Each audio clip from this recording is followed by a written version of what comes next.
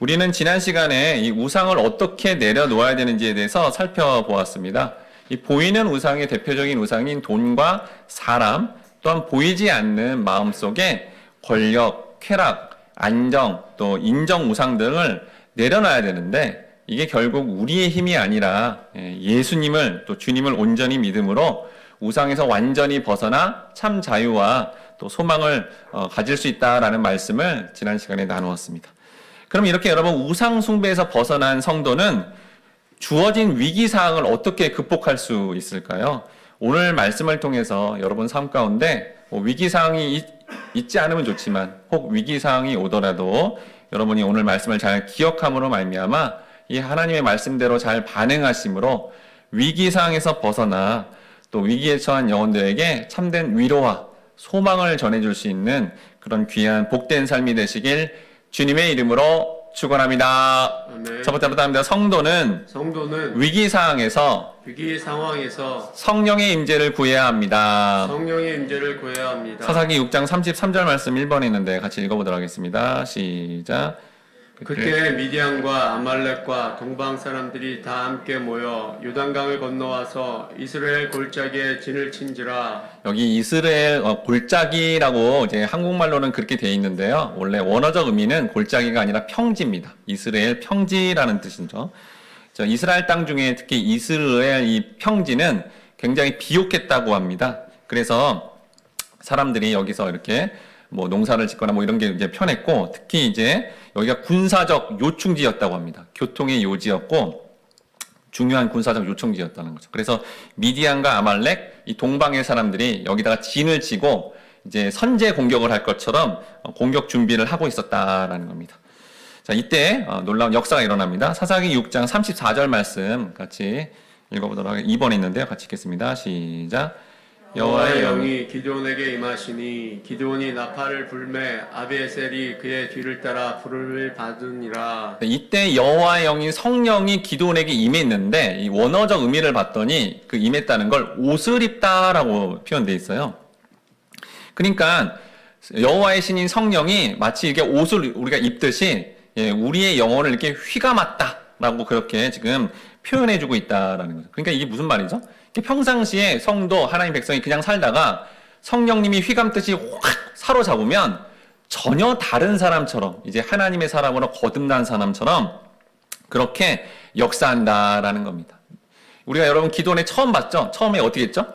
숨어서 두려워서 이렇게 밀을 조근조근 이렇게 타작할 수밖에 없는 그런 겁쟁이 같은 인물이었는데 여호와의 신이 확 임하니까 갑자기 나팔을 불면서 이제 그렇게 하나님이 주신 사명과 소명감을 가지고 용감하게 나가는 모습을 보여주고 있다라는 겁니다. 여기 이제 나팔을 보는 것은 여러분 군사를 모집하는 행위입니다. 이렇게 무명과 두려움에 쌓인 그 한 인물을 통해 하나님은 어떻게 구원해요? 성령이 충만한 인물로 바꾸심으로 말미암아 이렇게 구원의 도구로 쓰임 받는다라는 것을 지금 알 수 있다라는 겁니다. 그리고 여러분 만약에 여러분이 기도원이면 이 나팔을 불 때 어떨까요? 두려웠을 겁니다, 사실은. 나팔을 막 불면 적에게 또 노출될 수 있잖아요. 네. 그런 두려움도 있을 것이고, 또한 확 불었는데 몇 사람 안 왔다. 그러면 이것도 되게 두려운 겁니다. 그러니까 여러 가지 두려움이 있는데도 불구하고 이게 성령이 충만하니까 용감하게 이걸 행한 거고, 그러자 놀랍게도 누가 왔냐면요. 거기 보니까 누가 왔죠? 네, 바로 아비에셀 사람들이 왔다라고 되어 있어요. 여기는 아비에셀 사람들은 기드온의 동네 사람들입니다. 어렸을 때부터 기드온의 어린 시절을 봤던 사람들이죠. 별로 이렇게 신뢰할 만한 인물은 아니었어요, 기드온이. 그런데도 놀랍게도 성령이 충만하자 이제 그를 지도자로 삼겠다라고 찾아왔다라는 거죠. 무엇보다도 여러분 이게 참 너무 놀라운 거는 우리 지난 시간에 봤잖아요. 이 동네 사람들이 이 기드온이 바알과 아세라 제단을 무너뜨리자 어떻게 했죠? 죽여버리려고 그랬습니다. 죽이려고 왔다는 사람들이에요. 근데 어떻게 됐죠? 성령이 역사하자, 사실 이 관계가 원수 관계였는데 성령이 역사하자 놀랍게도 주 안에 하나가 되고 하나 된 가운데 이제 이렇게 전쟁을 치를 수밖에 없는 동지가 되는 놀라운 역사가 일어났다라는 겁니다. 구체적으로 성경에 설명은 안 해놨지만 성령의 역사로 우리가 이해할 수밖에 없다라는 거죠. 그래서 여러분 우리도 관계에 어려움이 있을 때 어떻게 해야 돼요? 네, 기도해야 되죠. 어떻게 해요? 성령께서 역사해 달라고 기도하면 에베소서에 있는 말씀처럼 막힌 담이 허물어지며, 그러니까 성령님이 함께 하시고 예수를 진짜 믿어버리면 여러분 아무리 원수 같은 관계도 일시에 무너지는 거예요. 근데 그게 안 되는 이유는 아직도 예수를 정확하게 안 믿고 있고 성령이 함께 하지 않으니까 여전히 그 안에 그렇게 막힌 담을 세우고 있다라는 건데, 우리가 이렇게 인간관계가 어려울 때 하나님 앞에 성령이 개입하시도록 기도해야 된다라는 겁니다. 사사기 6장 35절 말씀 같이 읽어보도록 하겠습니다. 시작.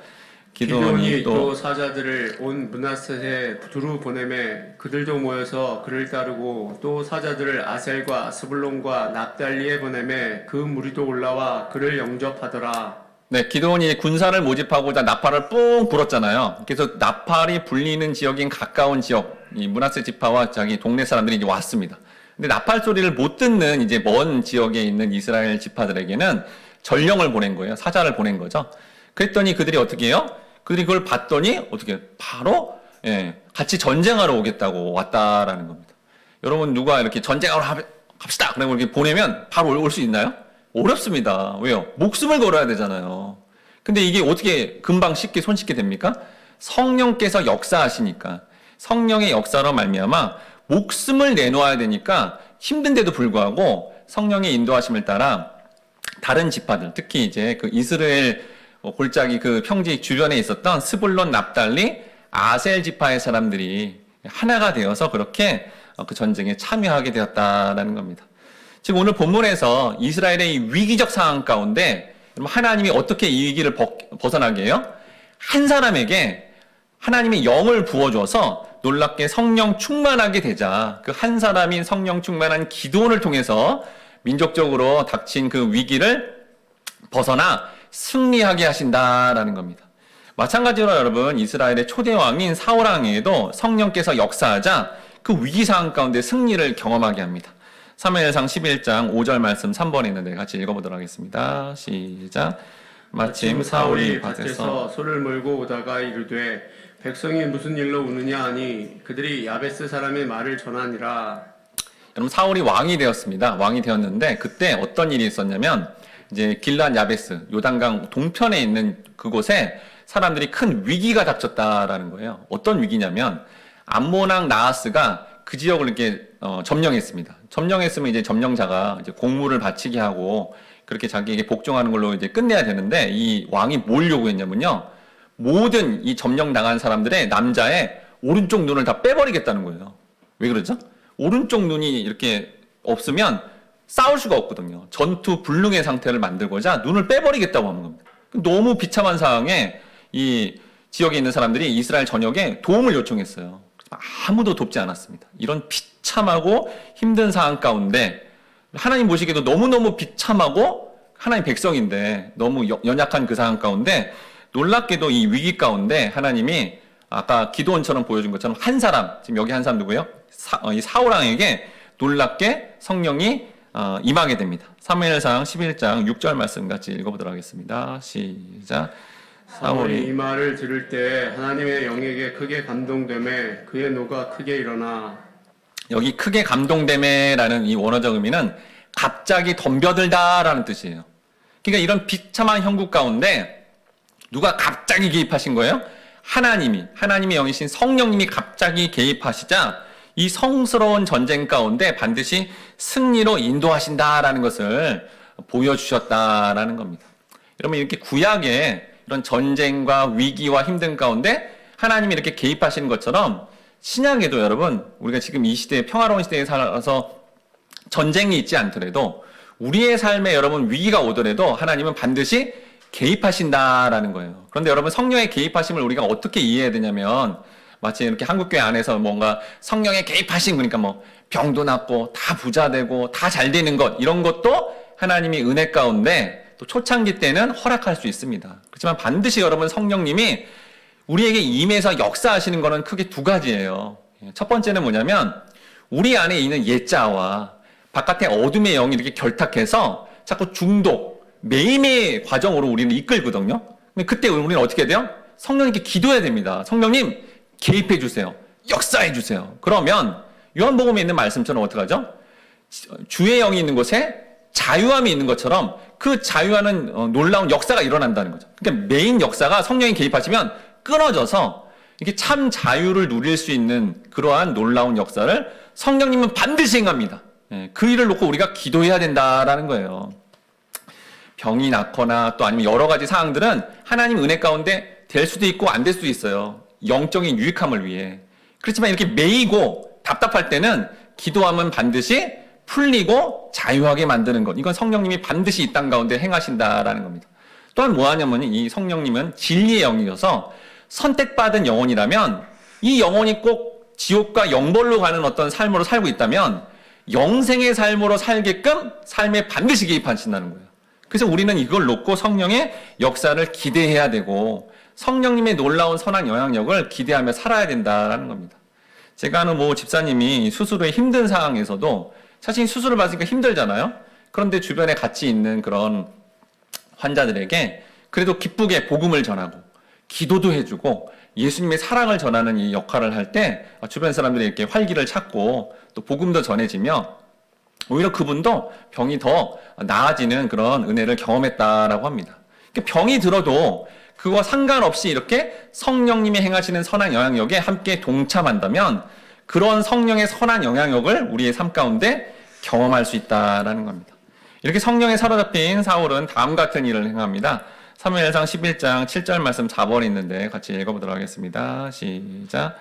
한 결의의 손을 잡아 각을 뜨고 전령들의 손으로 그것을 이스라엘 모든 지역에 두루 보내어 이르되 누구든지 나와서 사울과 사무엘을 따르지 아니하면 그의 소들도 이와 같이 하리라 하였더니 여호와의 두려움이 백성에게 임하매 그들이 한 사람 같이 나온지라. 네, 사울은 사무엘이라는 영적 지도자의 이름을 거론하며 이 전쟁이 그냥 개인 전쟁이 아니라 여호와의 전쟁이다라고 선언하니까 어떻게 됐죠?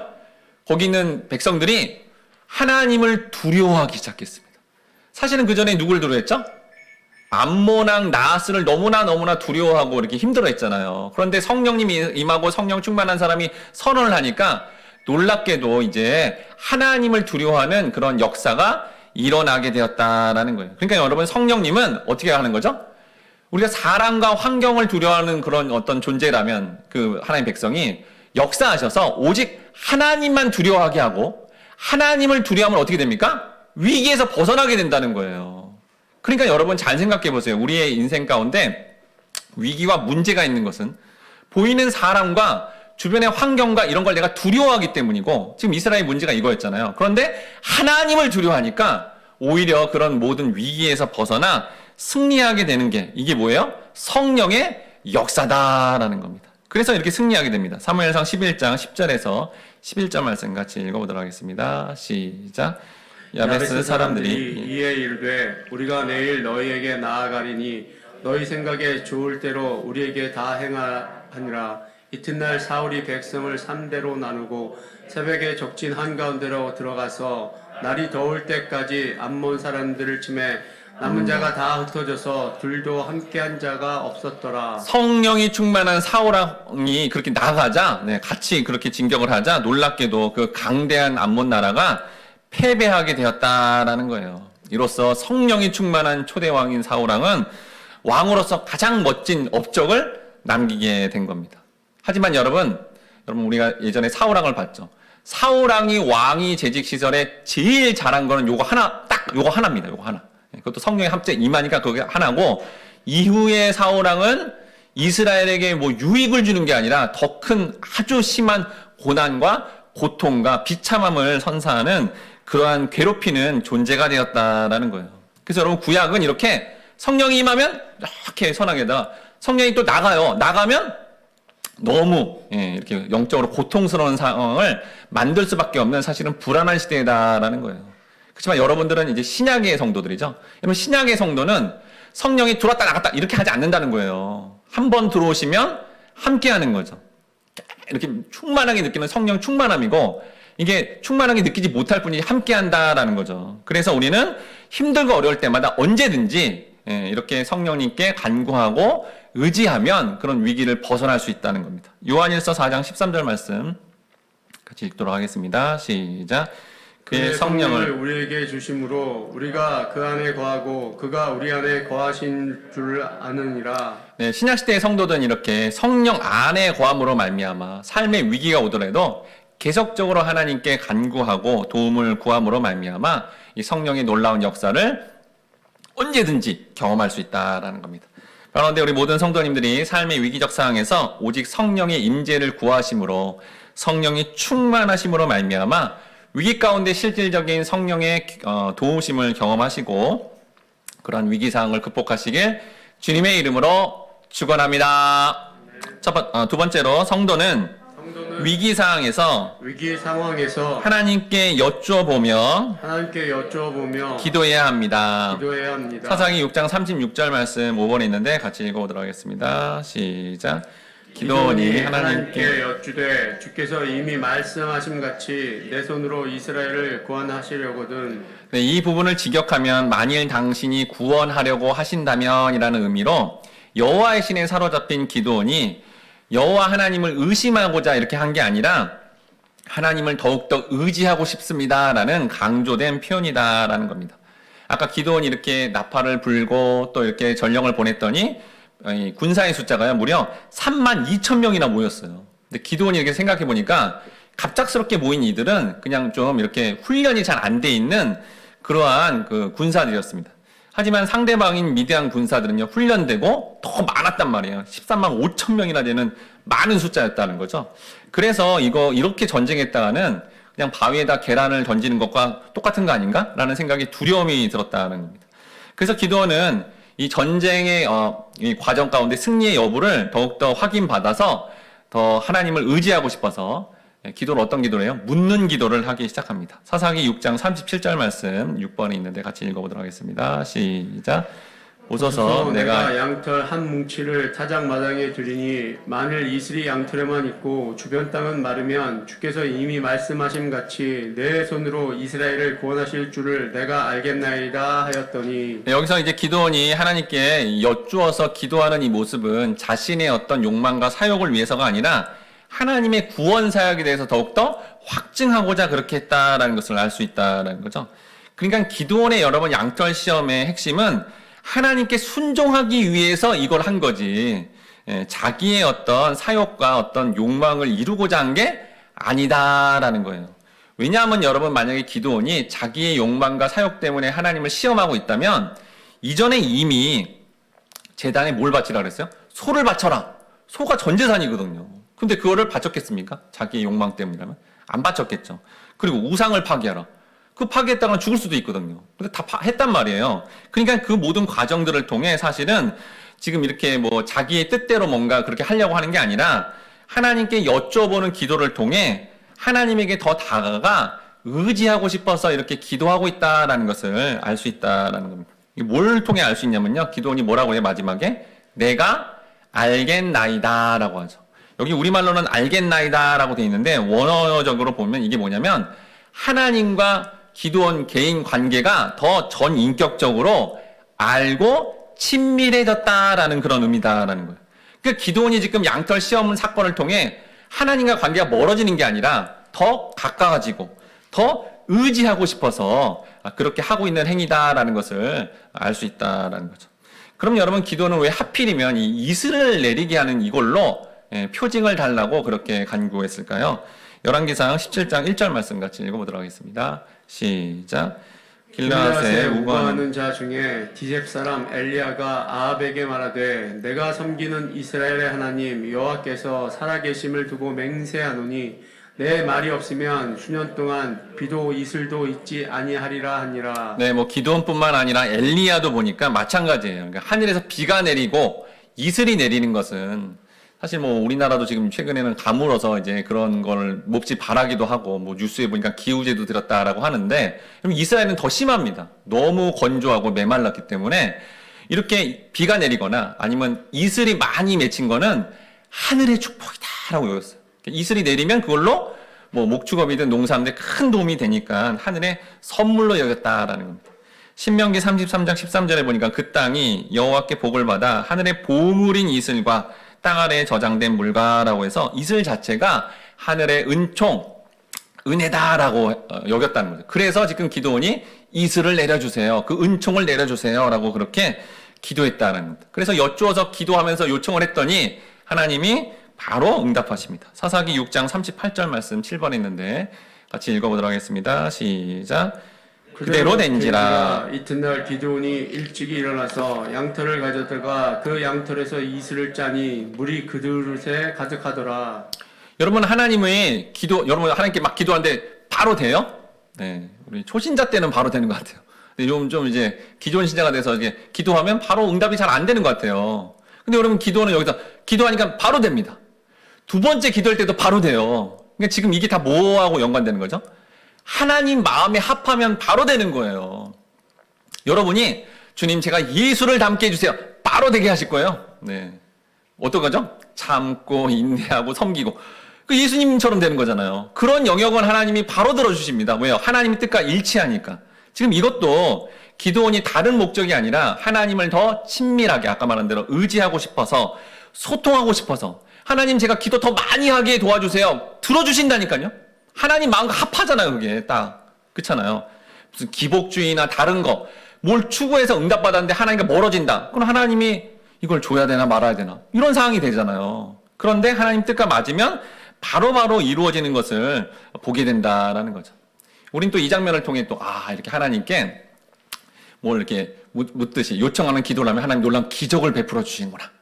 주님 기적을 베풀어 주시옵소서라고 그렇게 오해할 수 있지만 여러분 성경 궁극적으로 이런 기적을 통해 하나님의 말씀을 믿는 기적으로 우리의 삶을 인도하시는 겁니다. 사도행전 3장 6절에서 16절 말씀 같이 읽어보도록 하겠습니다. 시작. 베드로가 이르되 은과 금이 내게 없거니와 내게 있는 이것을 내게 주노니 나사렛 예수 그리스도의 이름으로 일어나 걸으라 하고 그 이름을 믿음으로 그 이름이 너희가 보고 아는 이 사람을 성하게 하였나니 예수로 말미암아 나 믿음이 너희 모든 사람 앞에서 이같이 완전히 낫게 하였느니라. 네, 여러분 본문에 베드로도 그렇고요. 예수님도 그렇고요. 기적 하나 딱 일으킨 다음에 사람들이 몰려오잖아요. 그럼 뭐 했죠? 하나님의 말씀을 전했습니다. 그리고 말씀을 어떻게 해요? 믿게끔 한 거죠. 그게 여러분 놀라운 기적이라는 거예요. 여러분 세상 사람들이 하나님 말씀은 잘 믿어요? 못 믿는다니까요. 여러 번 읽어도 안 믿어진다는 거예요. 근데 여러분이 복음을 전했는데 그 사람이 복음을 받아들이고 예수를 믿게 됐다. 이만한 기적이 어디 있습니까? 왜요? 그 영혼이 천국 가는 기적이잖아요. 천국 가는 기적. 근데 우리가 여러분 자꾸 기적만 너무 바란다면 굉장히 위험스러운 신앙생활이 될 수 있다는 겁니다. 왜냐하면 여러분 출애굽 나올 때 홍해의 기적을 경험한 그들 엄청난 기적을 경험했잖아요. 누가 말로 표현할 수 없는 만큼 큰 기적을 경험했잖아요. 근데 그들이 어떻게 됐죠? 광야 가자? 하나님께 원망하고 반항하다가 모조리 다 죽음을 맞이했습니다. 기적만 추구하는 어떤 그런 본질은 결국 그냥 죽음으로 간다는 거예요. 그럼 예수님에게 기적을 보여줬죠. 근데 나중에 가니까 제자 양육만 하시고 말씀만 전하니까요. 이 사람들이 어떻게 하죠? 십자가에 못 박아 죽으라고 했습니다. 여러분 기적만 추구하는 그런 과정들은 결국 가장 신앙적인 오류를 낳게 된다는 거예요. 그렇지만 기적을 통해서 하나님 살아계시는구나 해서 하나님을 믿고 이 본문의 기도원처럼요. 하나님을 믿고 그 말씀의 세계로 가서 그 말씀을 믿게 되면 그게 궁극적으로 말씀을 믿음이 영생이잖아요. 영생. 그 영생으로 이끌도록 하나님이 그렇게 우리를 인도하신다라는 겁니다. 그런데 이제 기도는 그만한 믿음이 없어서 믿음이 연약하거든요. 그래서 또다시 이게 꼭 자연현상 아니야? 라는 생각이 들어서 또다시 이렇게 하나님께 여쭈고 또 양털 시험 사건을 한 번 더 하게 됩니다. 사사기 6장 39절 말씀 8번 있는데 같이 읽어보도록 하겠습니다. 시작. 기도원이 또 하나님께 여쭈되 주여 내게 노하지 마옵소서. 내가 이번만 말하리이다. 고옵너니 내게 이번만 양털로 시험하게 하소서. 원하건대 양털만 마르고 주변 땅에는 다 이슬이 있게 하옵소서 하였더니 네, 요 앞절을 직역하면요. 나를 대항하여 당신의 코가 뜨거워지지 않기를 원합니다. 라는 뜻이 원어가. 아주 독특한 표현이죠. 이게 뭐죠? 코가 뜨거워진다. 분노한다는 거죠. 분노. 그래서 내가 이거 한 번 더 요청할 건데 하나님 나한테 분노해서 확 이렇게 징벌을 내리지 말아주세요. 한 번만 더 요청할게요. 화내지 마세요. 하고 이렇게 공손하게 한 번 더 표징을 강구했다라는 거예요. 자, 첫 번째 표징은 뭐였죠? 그러니까 지금 이 양털이 이렇게 적고 나머지는 이렇게 마른 거잖아요. 근데 여러분 자연현상 중에 이럴 가능성이 조금은 있어요. 이슬이 내렸는데 딱 땅에 이슬이 있는데 땅이 흡수되거나 이렇게 땅이 이렇게 흡수되거나 땅이 흡수해가지고 이렇게 말라질 수 있잖아요. 근데 양털은 뭐죠? 물을 머금을 수 있잖아요. 그러니까 여기는 젖고 여기는 마른 거는 자연 현상 중에 확률이 아주 높진 않지만 적지만 가능성이 있단 말이에요. 그러니까 기도는 생각해보니까 그럴 수 있다는 거예요. 자연 현상 중에 있을 또 있는 거죠. 근데 반대로 여러분 지금 요청한 건 뭐죠? 양털은 뭐예요? 마르고 나머지 땅이 다 이렇게 젖는 거는 자연 현상에 없는 거죠. 확률이 전혀 없는 거예요. 그러니까 그 현상이 일어나면 이건 진짜 100% 하나님이 역사하신 거다라는 그런 증표가 되기 때문에 이제 그렇게 하나님의 역사 가운데 그렇게 표징을 보여주시고 하나님이 제게 주신 이 사명 목숨 걸고 제가 감당하고 싶습니다 하고 두 번째 이렇게 표적을 구하는 기도를 했다라는 겁니다. 그러자 하나님이 다시 또 이 기도를 바로 응답해 주십니다. 사사기 6장 40절 말씀 같이 읽어보도록 하겠습니다. 시작. 그 밤에 하나님이 그대로 행하시니 곧 양털만 마르고 그 주변 땅에는 다 이슬이 있었더라. 네, 이것도 바로 응답하는 이유가 있어요, 여러분. 하나님이 바로바로 응답하는 거는 전부 이유가 있는 겁니다. 네, 뒤에 이제 핵심적인 게 나오는데 이 상황에서는 무례해 보이죠. 굉장히 무례해 보이고 아니 내가 이렇게까지 역사해 줬는데 아직도 나를 못 믿어? 라고 이렇게 말할 것 같지만 그런 거와 상관없이 다 들어주신 이유가 있다라는 거예요. 왜 그렇죠? 여러분이 만약에 기도원이라면 전쟁 나가서 목숨을 잃을 수 있어요. 그러니까 확실한 표징을 그렇게 구하는 어떤 연약한 모습을 보이는데 그 연약함이 무슨 뭐 이렇게 다른 사람 찾아가거나 뭐 아니면 자기 나름대로 방법을 구한 게 아니라 그래도 하나님 저에게 좀 보여주세요. 저를 좀 이끌어주세요. 그러니까 하나님을 의지하는 모습으로 물으면서 기도하러 나오니까 은혜를 주시고 위기적 상황에서 벗어나게 한다라는 겁니다. 여러분도 여러분의 삶에 위기가 없다면 하나님 이 상황을 어떻게 해야 됩니까? 라고 물으면서 기도하고 의지한다면 하나님이 여러분 삶에 개입하신다라는 거죠. 근데 여러분 이 기도원의 양털 이 시험 사건은 사실 주일학교 학생도 아는 너무 유명한 사건이에요. 그래가지고 이 본문을 보고 사람들이 그래 배우자를 구할 때 어떻게 해야 될까? 주님 시험을 할 테니까 첫 번째 만나는 그 남자 그 여자 하나님이 보내주신 줄 믿습니다. 이렇게 하거나 아니 뭐 집을 팔거나 뭐 물건을 팔거나 뭐 할 때도 첫 번째 고객이 바로 하나님이 보내신 고객으로 믿겠습니다. 라고 이렇게 여러분 활용하는 경우가 생각보다 많습니다. 네. 그런데 그렇게 여러분 하면 이 본문을 오해하고 있는 거예요. 첫 번째 오해가 뭐냐? 이런 기도는 이것입니까 아닙니까? 라고 이렇게 하나님이 뜻을 구한 게 아니라 이미 뜻을 알려줬어요. 다 그 전에 너는 이스라엘 백성을 구원할 사사다. 그럼 내 뜻은 이거다. 이렇게 해서 뭐 제사 지내라 우상을 무너뜨려라 다 거친 사람이에요. 그런데 순종을 할 건데 지금 할 거냐 좀 나중에 할 거냐 그 과정 가운데 이제 이걸 구한 거잖아요. 근데 우리가 마치 무슨 뭐 사람을 만나거나 뭐를 팔거나 이런 거를 하나님의 뜻을 구한다면 이 본문을 지금 잘못 알고 있다라는 겁니다. 그리고 우리가 이렇게 뭔가 이렇게 하나님께 뜻을 구한다고 이렇게 제안하는 게 꼭 내가 이미 정해놨어요. 이렇게 돼야 돼 하나님. 내가 이렇게 팔 거고요. 내가 이렇게 뭐 만날 거고요. 이렇게 해놓고 하나님 빨리 증거를 뒷받침을 해주세요. 이런 식으로 구하는 거는 잘못된 거죠. 핵심은 뭐죠? 핵심 뭐냐? 하나님의 뜻은 정해졌고 순종이 지금 할 거냐 아닐 거냐인데 중요한 거는 순종을 반드시 해야 된다는 거예요. 반드시. 하나님이 이미 기도원에게 또 여러분에게 분명히 말씀을 통해 뜻을 밝혔다면 그러면 그 뜻은 반드시 우리가 순종으로 반응해야 되는 거지. 거기에 무슨 내 뜻을 구하거나 이거죠. 그러면서 이렇게 시험하는 거는 이 성경의 말씀을 오해하고 있는 부분이다라는 거예요.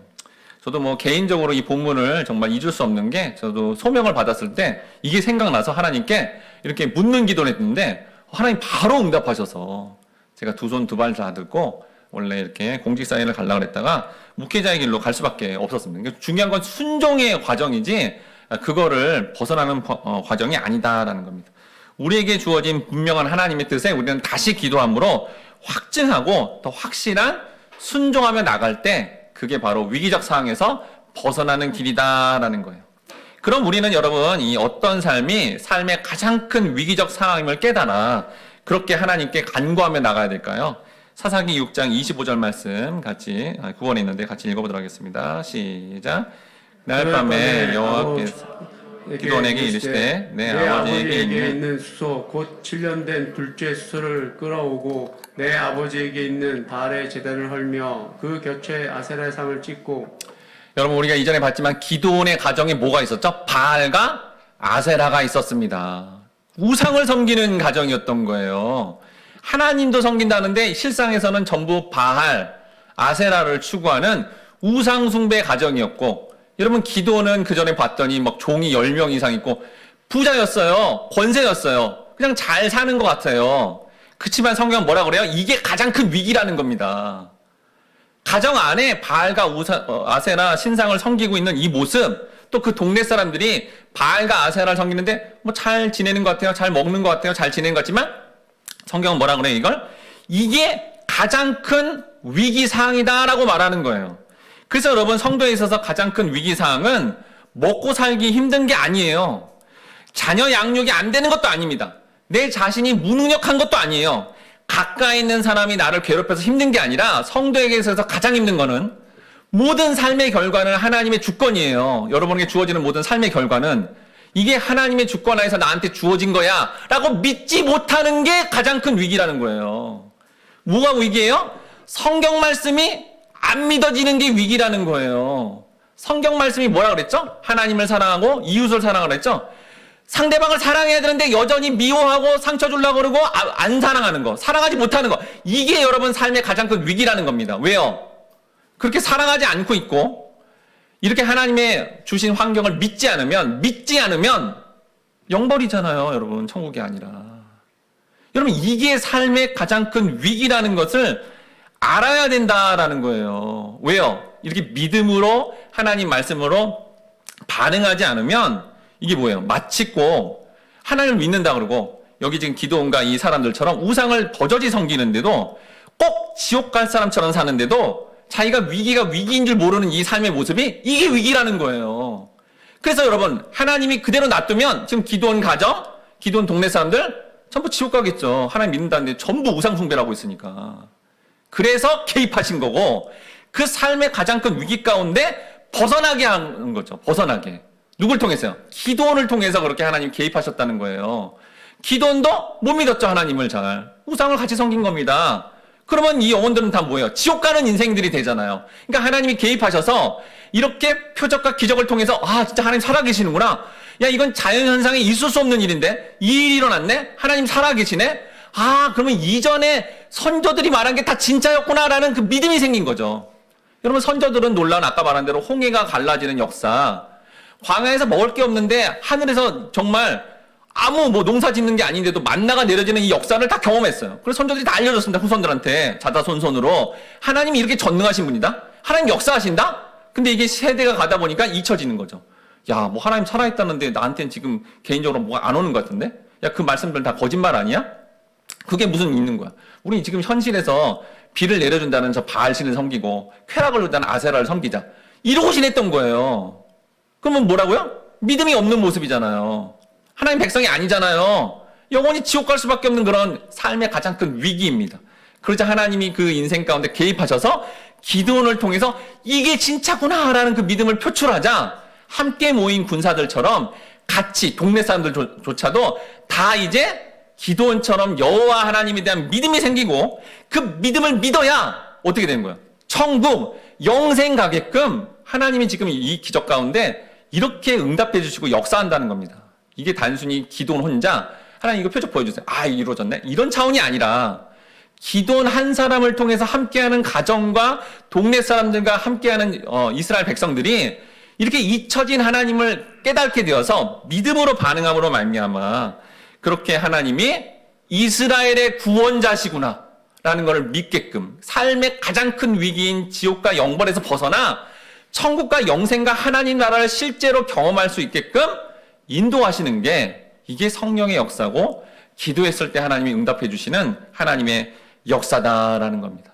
그래서 우리도 기드온처럼 삶에 일어나는 모든 경험들, 특별히 이런 정말 놀라운 표적이 일어났을 때도 말씀을 통해 하나님만이 진짜 나의 구원자구나라는 것을 알아가셔야 된다는 거예요. 여러분 오늘 하나님이 이 본문 가운데 양털과 이슬로 이렇게 시험한 거에 대해서 되게 기분 나쁠 수도 있고 사실은 그런데도 불구하고 즉각적으로 응답해 주시고 이 기드온이 주님을 온전히 믿게끔 왜 이 응답을 통해서 이끌어 줬을까요? 또한 이 여러분 본문의 말씀을 통해 우리는 위기 상황 가운데 이 양털 시험 사건이 도대체 뭐길래 이거 자체가 우리의 위기를 완전히 벗어나는 또 하나님의 구원하심을 우리는 어떻게 알아가야 될까요? 자, 이게 뭐라고요? 아까 양털이죠, 양털. 이 양털인데 이 양털은 여러분 상징적으로 온전한 이스라엘을 의미합니다. 주변 땅은 주변의 다른 나라를 상징하는 거예요. 아까 이슬은 뭐라 그랬죠? 이슬은 하늘의 은총과 축복이다라고 했죠. 근데 여기가 어디래요? 타작마당이래요. 타작마당. 이 타작마당은 여러분 아리우나의 타작마당과 연관성이 있어서 마치 이게 그렇게 연결이 된다면 양털, 희생제사죠. 희생제사를 드리는 이스라엘에게 첫 번째 뭐죠? 양털만 젓는다라는 건 뭐냐면 희생제사 양이나 이렇게 이거를 드려서 하나님 앞에 제사를 지냄으로 구원받는 이스라엘만 구원을 받았죠. 구약시대 때는. 그렇잖아요. 역사상 구약시대에는 이스라엘만 그렇게 은혜를 받아 구원을 받았고 나머지 주변의 땅들은 메말랐다. 그들이 뭐 바벨론부터 뭐 이렇게 풍요롭게 살았지만 영적으로는 영원한 벌로 나갈 수밖에 없는 메마른 땅이었다라는 거예요. 그러니까 구약적 사항을 거기서 보여주고 있다라는 거죠. 그러니까 젖은 양털과 마른 마당은 옛 언약의 모습, 즉 이스라엘만 이렇게 구원받는 그런 모습이었다라는 거예요. 근데 여러분 두 번째 이제 구한 게 뭐죠? 마른 양털과 또 어떻게 해요? 젖은 마당이죠. 자, 여기 아까 양털이 이스라엘인데 온전한 이스라엘. 또 여기 희생제사로 양이라고 그랬어요. 신구약 통틀어서 양은 뭘 상징하죠? 예수 그리스도를 상징하죠. 예수 그리스도의 마른 양털, 예수 그리스도가 말라진 상태가 되면 주변의 모든 열방들은 어떻게 돼요? 젖은 상태. 예수 그리스도를 통해 나타나는 샘물인 정말 이 생수를 젖을 수 있는 그런 놀라운 축복의 상태가 된다라는 걸 보여주고 있다라는 겁니다. 요한복음 19장 28절 말씀 10번 있는데 같이 읽어보도록 하겠습니다. 시작. 그 후에 예수께서 모든 일이 이미 이루어진 줄 아시고 성경을 응하게 하려 하사 이르시되 내가 목마르다 하시니. 여러분 여기서 예수님이 그냥 육신적으로 내가 목말라 이렇게 말한 게 아니에요. 그 앞에 뭐라고 돼 있어요? 성경을 응하게 하시려고 라고 돼 있죠. 저자가 요한인데요. 요한복음은 여러분 첫 장부터 마지막까지 전부 연결을 시켜놨어요. 예, 신학적으로 다. 예. 예수가 성경에 응한 걸 알고 내가 목마르다고 일부러 말하신 거예요. 일부러. 그게 뭐야? 젖은 양털. 예수가 목마른 걸 통해 결국은 우리 주변에 삶의 위기를 겪을 수밖에 없는 지금 기도원의 상황. 또 요한복음 4장에 보면 이렇게 여러 남자를 만났지만 인생에 여전히 목마름을 갖고 있는 사마리아 여인의 그 목마름을 어떻게 됐죠? 예수님을 만나자 이 여인은 놀랍게 많은 정말 생수를 얻는 그런 사람이 되어서 동네 사람들한테 복음을 전하고요. 나중에 이 사마리아 여인은 로마의 상층 그 귀족 사회를 완전히 발칵 뒤집는 그런 성스러운 여인으로 거듭나는 그런 정말 성령이 충만한 그런 인생이 되었습니다. 요한복음 4장 14절 말씀 같이 읽어보도록 하겠습니다. 시작. 내가 주는 물을 마시는 자는 영원히 목마르지 아니하리니 내가 주는 물은 그 속에서 영생하도록 솟아나는 샘물이 되리라. 목마르던 사마리아 여인, 이렇게 전쟁의 위기 속에 두려움에 떨 수밖에 없는 기드온, 이런 사람들이 놀랍게도 하나님, 예수님을 만나면 우리의 목마름, 우리의 위기상은 벗어나고요. 오히려 예수님은 목마르시고 십자가에 달려 죽으시는 그런 역사가 일어남으로 말미암아 놀랍게도 우리의 삶에 예상치 못한 구원과 삶의 위기에서 벗어나 생수가 넘치는 하늘의 복을 충만하게 받는 것을 예표하는 사건이니까 하나님이 바로바로 들어주신 거예요, 여러분. 딴 게 아니라. 모든 성경은 다 나를 향한 말씀이냐 라는 말씀처럼 이 본문에서도 이걸 보여주고 있다라는 겁니다. 즉 양털 시험 사건은 하나님 백성이 어린 양의 축복으로 그 영적 위기적 상황에서 벗어나 완전한 성령의 물결 속에 영생을 확신하고 충만한 이슬처럼 하늘의 복을 받으며 사는 삶을 상징하기에 하나님께 기도원이 묻는 기도하자 즉각적으로 응답했다라는 겁니다. 우리 인생의 도대체 삶에 있어서 정말 힘들고 이 위기상을 어떻게 될까 힘들고 고민되고 그럴 때마다 오늘 본문에 기도원이 보여준 것처럼 가만히 있지 마시고 하나님 이럴 때는 어떻게 해야 됩니까?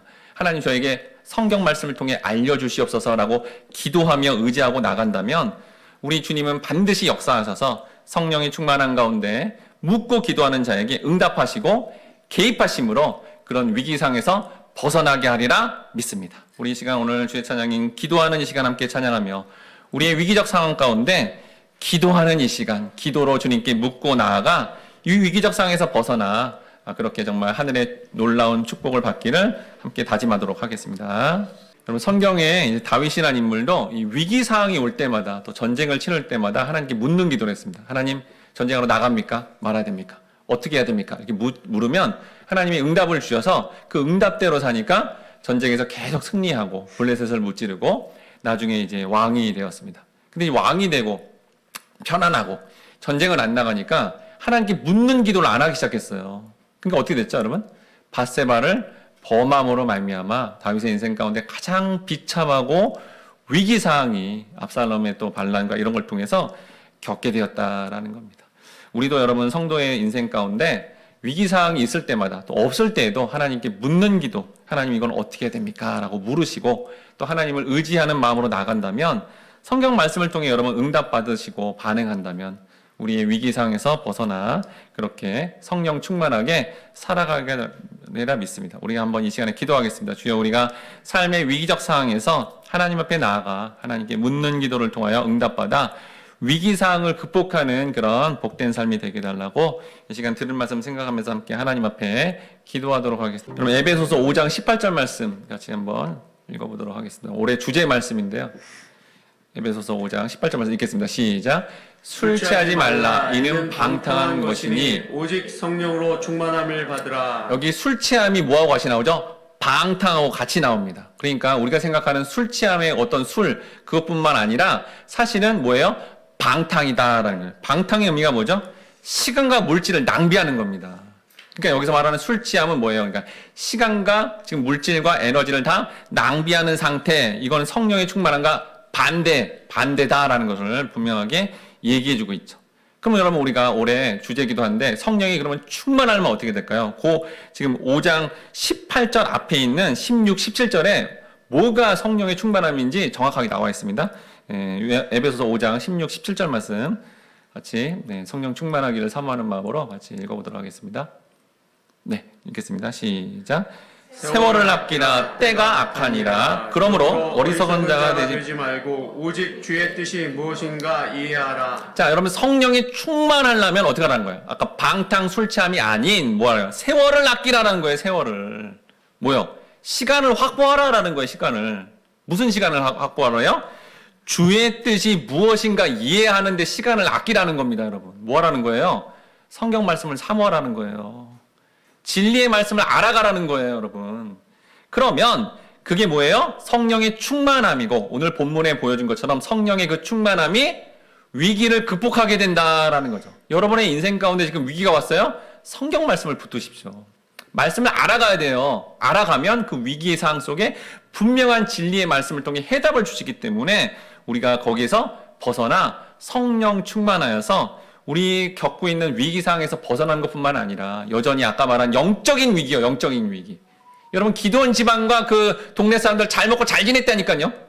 부자였어요, 잘 지냈어요. 근데 자기네들이 영적 위기가 뭔지도 몰랐단 말이에요. 그냥 놔두면 그냥 영벌로 가는 거였는데 하나님 개입하시자 그런 우상들을 전부 무너뜨리게 하고 이렇게 하나님의 말씀 또 하나님을 믿음으로 영생을 얻게끔 하는 그런 위기 상황에서 궁극적으로 벗어나게 하는 일을 우리가 경험하고 여전히 우리 주변을 봤는데 교회를 다니다는데 꼭 지옥 갈 사람처럼 여전히 그렇게 존재론적으로 반응하는 어떤 그런 영혼들이 있다면 그럼 기도하시고 특히 성령이 충만한 가운데 이렇게 진리의 말씀을 전해주심으로 말미암아 그 영혼이 궁극적으로 위기상에서 벗어나도록 여러분이 기도원처럼 사명감을 가지고 그렇게 반응해야 되리라 믿습니다. 한 번 더 기도하겠습니다. 주여, 우리가 삶의 위기적 상황에서 우선적으로 성령의 충만함을 위해 말씀과 기도로 살아가는데 세월을 아끼게 도와주시고 그걸 통해서 위기를 극복하여 위기 가운데 있는 영혼들을 주께로 인도하는 복된 삶이 되게 해달라고 이 시간 한 번 더 하나님 앞에 기도하도록 하겠습니다.